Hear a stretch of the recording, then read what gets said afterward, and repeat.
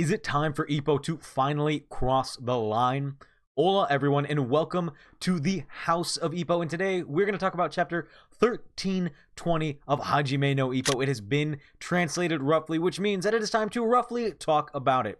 So last chapter, we ended with the discussion, or at least we had the discussion about what it takes to be a world champion and what Takamura genuinely believes gets you to that level. And today we open up with a discussion between Yagi, Shinoda, and Kamigawa as they're kind of going over why Takamura is not going to Las Vegas. And we dive a little bit more into a few other things that I'm really excited about. So the chapter's title is The Situation of Takamura. And Shinoda opens up by saying, with the benefits of fight money and status, why doesn't that flashy show-off try to go out into the world? Why is he so stubborn about holding fights in Japan? Now, we talked a little bit about this last chapter review, and I genuinely believe he doesn't want the coach to travel with him because it would put his health at risk, and he potentially would not make it for the rest of the title defenses if something went wrong. But I fully agree. It's kind of interesting to see that somebody as show-offy and really over the top as Takamura is unwilling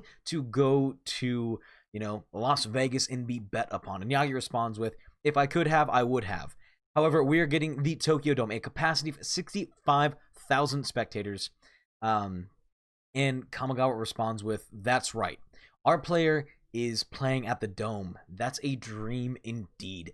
And to me, that's something really cool. Kamigawa has never seen something like this before, and this is what he's been wanting. A Japanese fighter to stand at the very top, the penultimate position of all boxers in the world. And as Takamura goes through his unification matches, we're going to get to see a little bit more tightened down of this idea of the, national pride of Japan being Takamura, even though he's just a little bit perverted. So Kamigawa mutters that, and Ippo kind of thinks to himself, with such high expectations, why is Takamura-san in such a hurry? And Yagi responds with, I don't agree. This was our chance. Both Richardo and Sendo's match and the Dome will be packed. I don't know if it's going to be a full house. And that's kind of something really interesting, that Takamura wouldn't pack a house of 65,000. Now, I'm not quite entirely sure of the threshold for Karakura Hall, but I remember it being, I want to say 7,500 to 10,000, somewhere in there. If I'm wrong, let me know in the comments down below so we can learn it together. And Shinoda responds with, well, Sendo had a prolonged fist treatment and it wasn't possible to begin with. And this is kind of in reference to, they were going to try to book Richardo versus Sendo to really bring everybody in and really get this huge card. But with Sendo having the broken fist that he basically shattered and destroyed against Alf, it's going to take quite a while to come back. And Ippo thinks to himself, how long will Richardo stay within the featherweight division? And Shinoda kind of asks, what happened all of a sudden? Ippo, we're kind of getting to see Ippo tearing down Richardo and getting to the depth of the character. And he says, I don't think he can dream of winning multiple classes. But why does he stay here?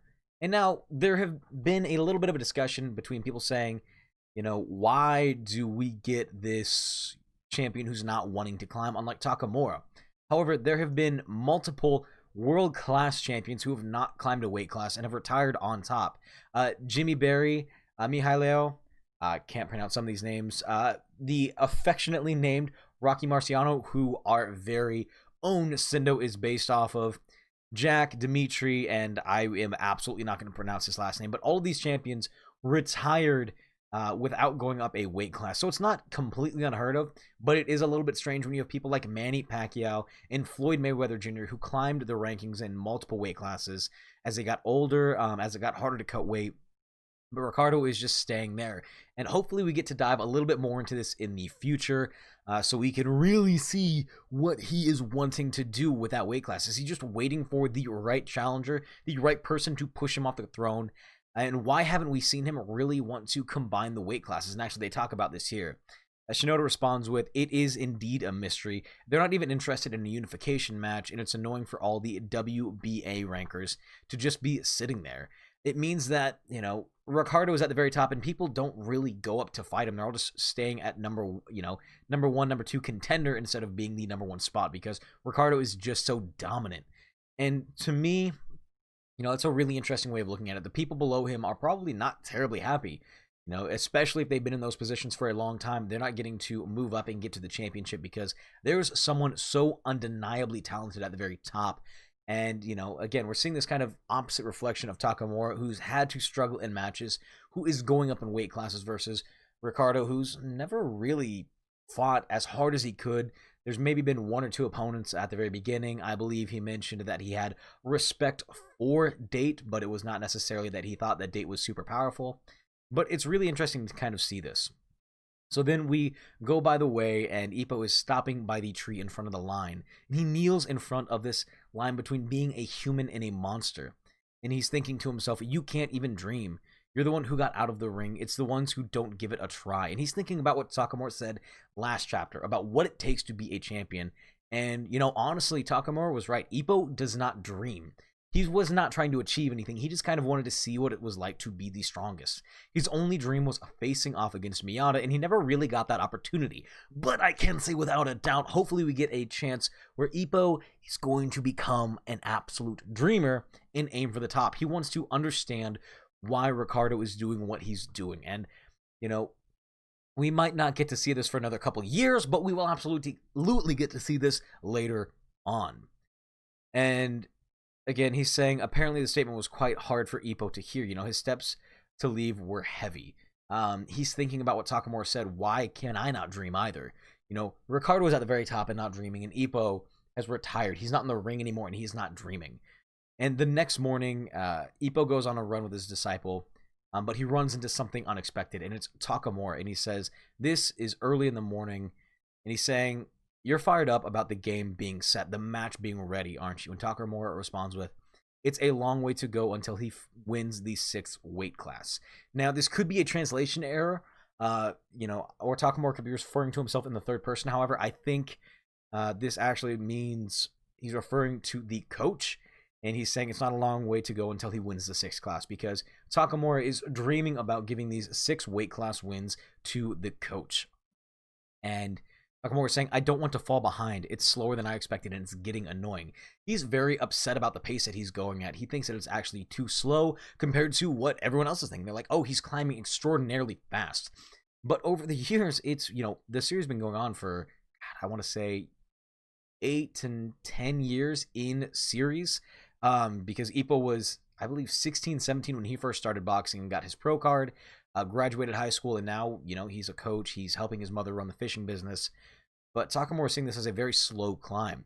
A lot of boxers actually, do have a shelf life, so to say. And Takamura may be worried that he's going to be there. And Ippo doesn't quite understand it yet.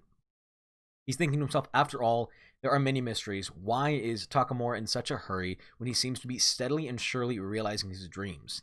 And he's thinking, if I ask you directly, Takamura, will you answer me? Now, this is the end of the 18-page chapter. There's a lot that kind of goes into this. One thing that I want to touch on is, will he ask Takamura this? And I'm really hoping that he does, and we don't get a joke response. Because I really want Takamura to admit that he's doing this for the coach. Takamura's dream isn't to unite all of the belts, to become an undisputed champion. His dream is to get those to the coach, and he sees his time get shorter the more years that he goes on, not because of his own shelf life, but because of the coach's own shelf life. And that's really, really interesting. I'm hoping that if we do get Ippo asking that question, it's not like last chapter where Takamura gives a joke answer then a serious answer. I want him to talk some living shit into Ippo, so he's really motivated to get back in that ring, so Ippo can see that the reason why he's getting ready to cross this line to become the monster in the man himself is not because of dreams for himself, but for dreams of other people. Ippo doesn't really have that, and I really want to see that develop, and I think that's the final piece of this monster puzzle that we've been looking at. Ippo is, honestly, in my opinion, fully healed from his brain damage. I don't think he was ever punch drunk. He's now stronger physically. He's more technique-based, going back to his roots from the very first chapters where he was very in-depth with his training and his techniques. He learned a lot from his community around him, and I think that this is the final push, getting that final mental piece in there where the dream is actually the reality. And Takamura is the only one who can do it. Takamura brought him into the ring the very first time, and he's the only one who I genuinely believe can bring him back to the ring this second time. I think that there's a few other things that we have to address, like his mother and Kumi. I think his mother's a lot more supportive of Ippo, and she understands that he's going to get back into the ring no matter what it takes. I think that Kumi's going to have to just literally give up on herself because she's being...